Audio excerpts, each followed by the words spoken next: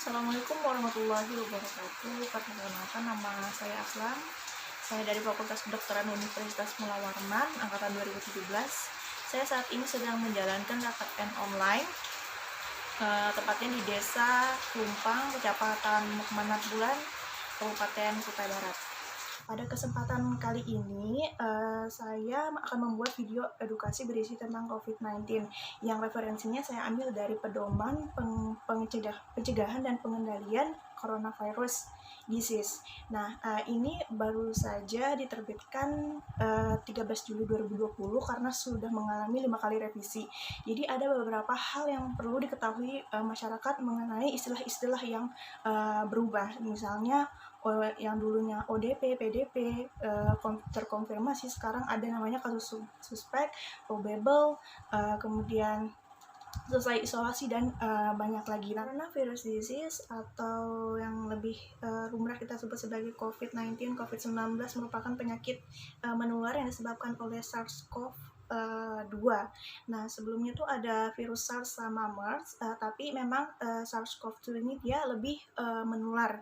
Pada 31 Desember 2019, WHO Cina melaporkan adanya kasus pneumonia yang tidak diketahui penyebabnya, khususnya di kota Wuhan, Provinsi Hubei. Nah, seminggu kemudian, 7 Januari 2020, Cina melaporkan mengidentifikasi bahwa ada jenis corona virus yang baru. Nah, pada tanggal 30 Januari 2020, WHO menetapkan kejadian tersebut sebagai kedaruratan kesehatan masyarakat yang meresahkan dunia. Nah, pada tanggal 11 Maret 2020, WHO sudah menetapkan COVID-19 ini sebagai pandemi.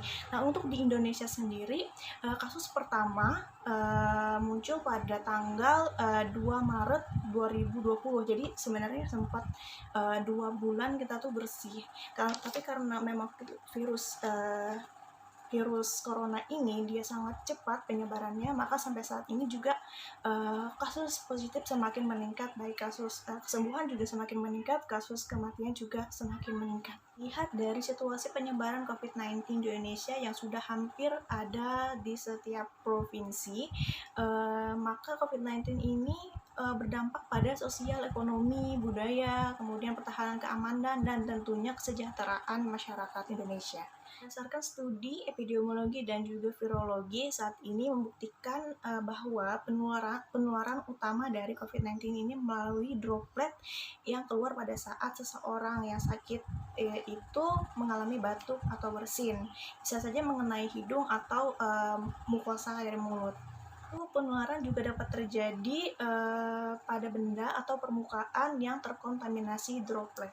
Nah, untuk gejala dari COVID-19 sendiri, gejala umumnya ada 3, dia demam, rasa lelah, dan juga batuk kering.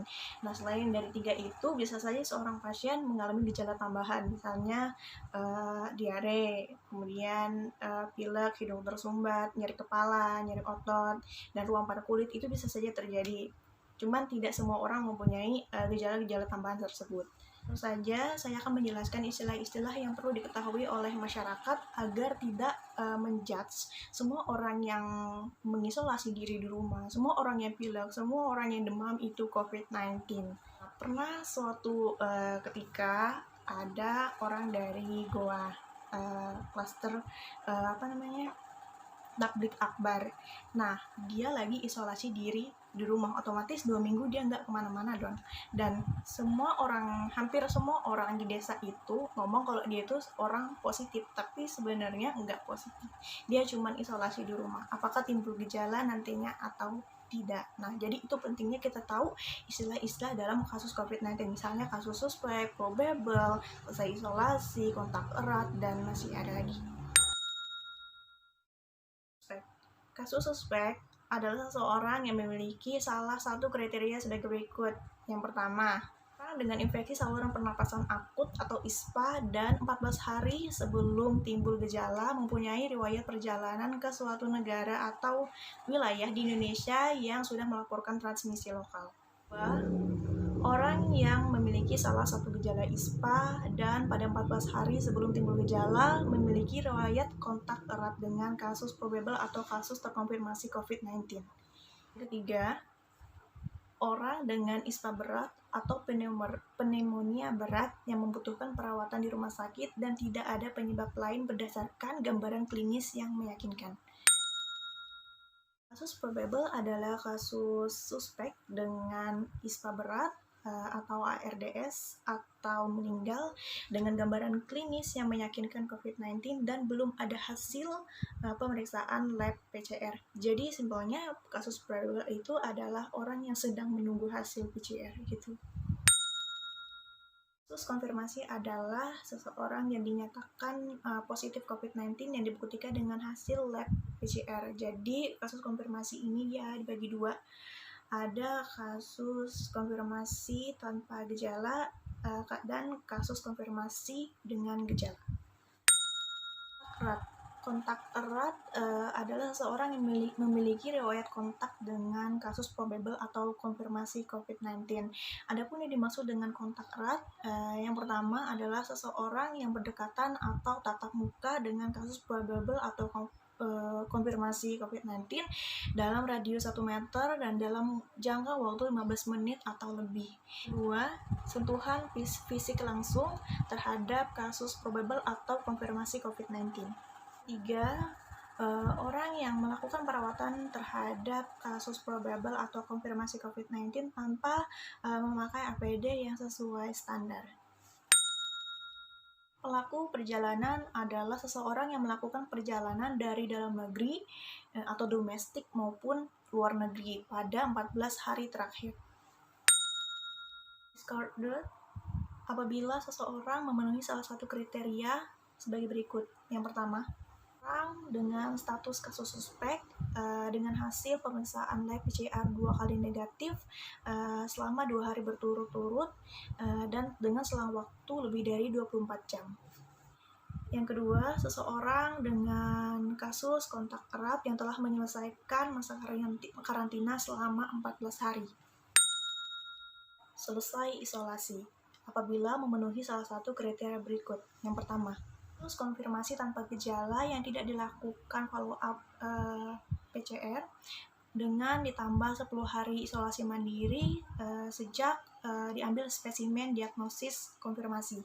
Jadi selama 10 hari isolasi mandiri, selama isolasi mandiri itu bisa aja di rumah atau fasilitas kesehatan yang sudah disediakan dan berstandar tentunya, harus mengikuti aturan-aturan PPI yaitu pencegahan dan pengendalian infeksi dan juga dimonitoring oleh petugas kesehatan baik kunjungan rumah atau monitoring secara telemedicine.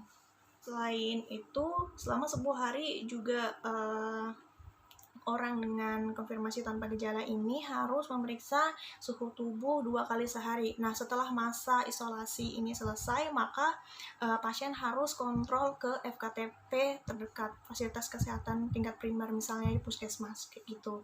Yang kedua, kasus probable atau kasus konfirmasi dengan gejala yang tidak dilakukan follow-up PCR dihitung 10 hari sejak tanggal onset dengan ditambah minimal 3 hari setelah tidak lagi menunjukkan gejala pernapasan dan gejala demam. Yang ketiga, kasus probable atau kasus konfirmasi dengan gejala yang mendapatkan hasil pemeriksaan follow-up PCR 1 kali negatif dengan ditambah minimal 3 hari setelah tidak lagi menunjukkan gejala pernapasan dan gejala demam.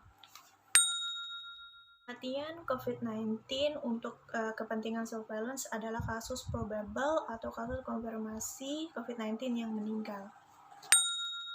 Pencegahan COVID-19 yang pertama, membersihkan tangan secara teratur, misalnya mencuci tangan dengan sabun dan air mengalir selama 40-60 detik atau menggunakan cairan antiseptik berbasis alkohol selama 30-40 detik. Gunakan masker ketika keluar rumah atau berinteraksi dengan orang lain, hindari kerumunan.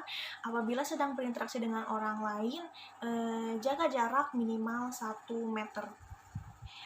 Bagi orang yang bepergian, baik itu di luar kota, dari tempat kerja, dari tempat wisata misalnya. Saat tiba di rumah harus segera mandi dan mengganti baju sebelum berinteraksi dengan anggota keluarga. Jangan lupa juga untuk terus menerapkan pola hidup bersih dan sehat, konsumsi makanan bergizi apabila mempunyai penyakit penyerta atau komorbid, agar tetap terkontrol. Misalnya punya hipertensi dan diabetes, harap segera cek agar tetap terkontrol. Mengelola kesehatan jiwa. Jadi saat pandemi saat ini memang banyak faktor-faktor yang bisa memicu seseorang stres seperti itu. Tapi tetap berpikir positif sehingga suatu saat pandemi ini akan berakhir. Kita berdoa, kita berjuang bersama-sama, kita patuhi protokol kesehatan. Semoga pandemi ini cepat berakhir. Jadi kita bisa kembali berkumpul dengan keluarga, sanak keluarga yang ada di luar kota, di luar pulau, seperti itu, bisa berkumpul dengan teman-teman, kuliah, kemudian anak sekolah bisa juga sekolah seperti biasa. Sekian video edukasi yang saya buat, kurang lebihnya mohon maaf karena di sini juga saya dalam fase belajar. Bangkit membangun desa, tetap berguna, tetap mengabdi di masa pandemi untuk Indonesia. Akhir kata, wassalamualaikum warahmatullahi wabarakatuh.